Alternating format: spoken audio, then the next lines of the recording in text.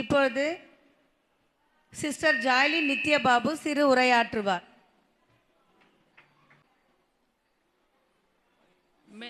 Annual day செலிப்ரேஷனுக்காக சோத்ரம் மெர்சிஸ் ஸ்கூலுடைய correspondent அவர்களுக்கும் chief guest ஐயா அவர்களுக்கும் டீச்சர்ஸ்க்கும் பெற்றோர்களுக்கும் பிள்ளைகளுக்கும் இங்கே வந்திருக்கிற யாவருக்கும் எல்லாருக்கும் இந்த மாலை வணக்கத்தை தெரிவித்துக் கொள்ளுகிறேன்.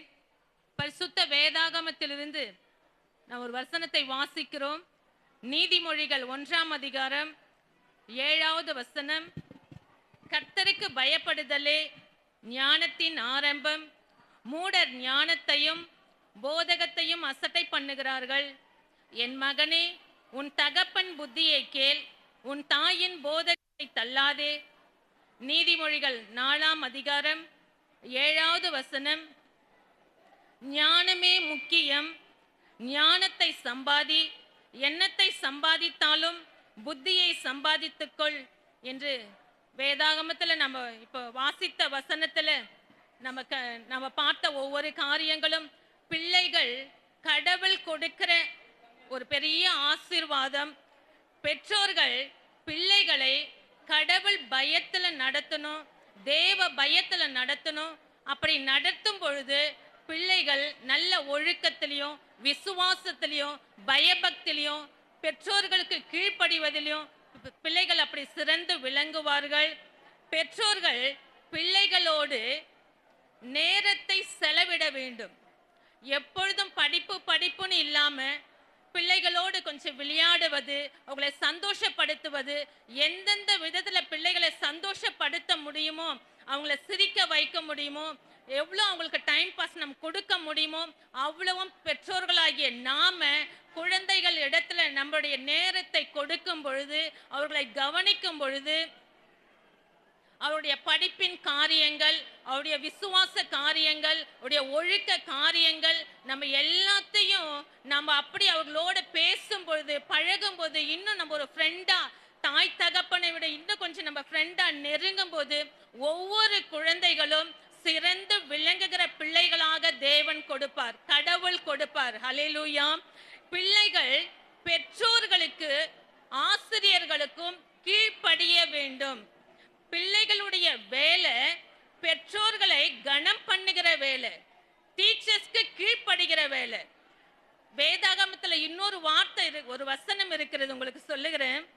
யாக்கோபு 1ஆம் அதிகாரம் 5வது வசனம். உங்களில் ஒருவன் ஞானத்தில் குறைவுள்ளவனாய் இருந்தால் யாவருக்கும் சம்பூர்ணமாய் கொடுக்கிறவரும் ஒருவரையும் கடிந்து கொள்ளாதோருமாகிய தேவனிடத்தில் கேட்க கடவன், அப்பொழுது அவனுக்கு கொடுக்கப்படும் என்று வேதம் சொல்லுகிறது.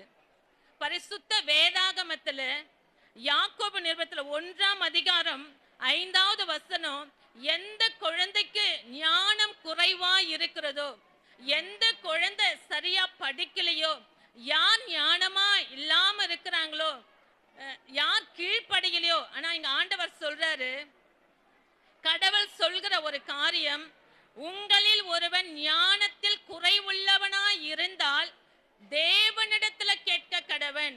யாருக்கிட்ட கேட்கணுமா? கடவுளிடத்துல கேட்டா தேவன் கொடுக்கிறவராய் இருக்கிறார். தெய்வத்தினிடத்துல ஞானத்தை கேட்டால் அவர் கொடுக்கிற தெய்வமாய் இருக்கிறார்.